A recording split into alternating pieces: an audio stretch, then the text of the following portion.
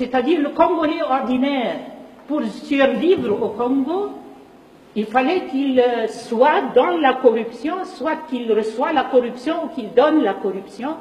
Et avec ça, il est la victime du chaos, mais il est en train de reproduire le chaos avec son comportement, mais son comportement est comme une loi de la nature, il doit faire ça pour survivre.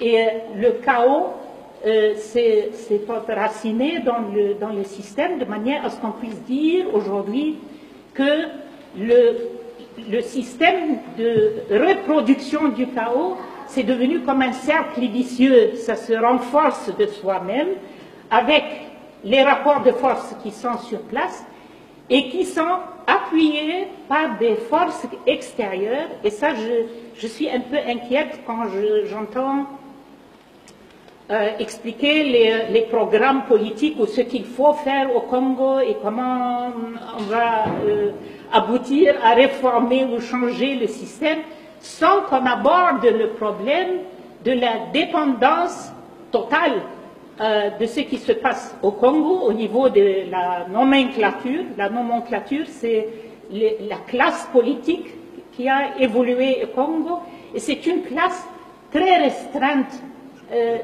Il ne faut pas écouter le discours de opposition, majorité présidentielle, je sais, ils peuvent s'appeler comme ils veulent, mais c'est peut-être 500 personnes ou 1000 personnes qui sont au sommet de ce système, qui se jettent les ballons.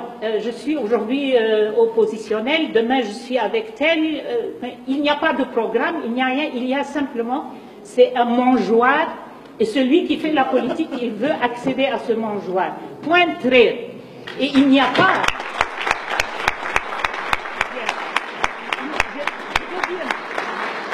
Je veux dire, il n'y a pas d'espoir que jamais... Moi, j'enseigne les sciences politiques depuis 30 ans ou quoi. Et je vous dis que l'expérience humaine, l'expérience universelle nous dit qu'il n'y a pas de possibilité que ceux qui créent le chaos, vous pouvez vous adresser à eux pour dire « aidez-nous à maîtriser le chaos ». Ce n'est pas possible.